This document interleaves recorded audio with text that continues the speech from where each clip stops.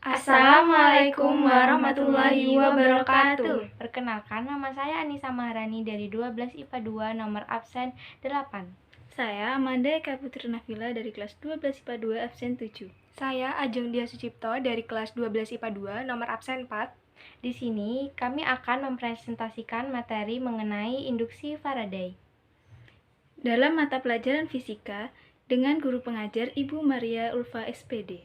Materi yang pertama yaitu gaya gerak listrik induksi, yang mana merupakan gaya gerak listrik yang timbul di dalam kumparan. Gaya ini mencakup flux magnetik. Hukum Faraday yang pertama, yaitu setiap perubahan medan magnet pada kumparan akan menyebabkan gaya gerak listrik yang diinduksi oleh kumparan itu sendiri. Hukum Faraday yang kedua, yaitu tegangan gaya gerak listrik induksi di dalam rangkaian yang tertutup itu sebanding dengan kecepatan perubahan fluks terhadap waktu. Cara mencari tegangan induksi dalam bentuk rumus yaitu min jumlah putaran dikalikan dengan perubahan fluks magnetik dibagi dengan perubahan waktu. Lalu apa saja sih faktor yang dapat mempengaruhi besar kecilnya gaya gerak listrik? Yang pertama yaitu jumlah lilitan. Semakin banyak lilitan yang ada pada kumparan, maka semakin besar juga tegangan yang akan diinduksikan. Yang kedua yaitu kecepatan gerak medan magnet. Yang ketiga yaitu semakin besar jumlah garis gaya medan magnet yang mengenai konduktor, maka semakin besar pula tegangan induksinya. Yang keempat, panjang penghantar, dan yang kelima, kekuatan medan magnet. Materi selanjutnya yaitu hukum Lenz. Hukum Lenz sendiri berbunyi, gaya gerak listrik induksi selalu membangkitkan arus listrik yang medan magnetnya berlawanan dengan asal perubahan fluks.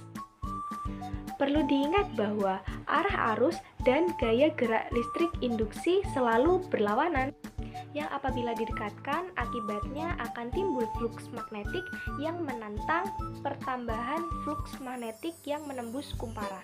Selanjutnya ada GGL induksi pada loop kawat.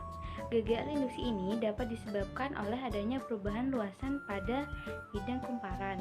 Cara mencari GGL induksi pada ujung-ujung kumparan yaitu dengan cara mengalihkan induksi magnet, panjang penghantar, kecepatan gerak penghantar, dan juga mengalihkan sudut antara B dan V. Selanjutnya ada induktansi. Induktansi diri merupakan GGL induksi yang disebabkan oleh dirinya sendiri. Cara mencari induktansi diri ini bisa menggunakan rumus. Yang kedua, ada induktansi silang.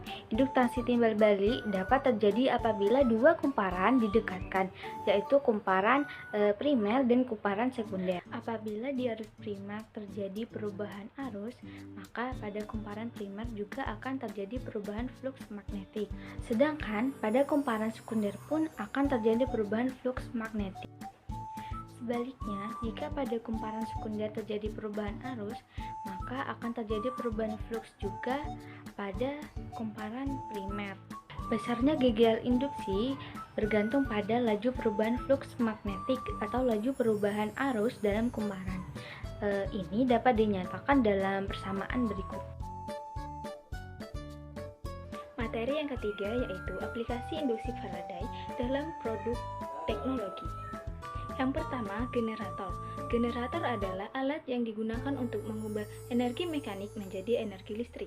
Dengan prinsip kerjanya yaitu peristiwa induksi elektromagnetik. Yang kedua yaitu transformator. Transformator adalah alat yang digunakan untuk menaikkan atau menurunkan tegangan AC. Ada dua jenis transformator.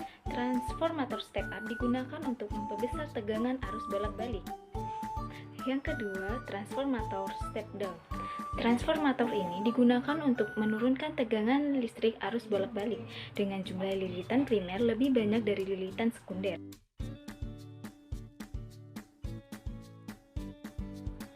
Sekian materi yang dapat kami sampaikan, kurang lebihnya mohon maaf.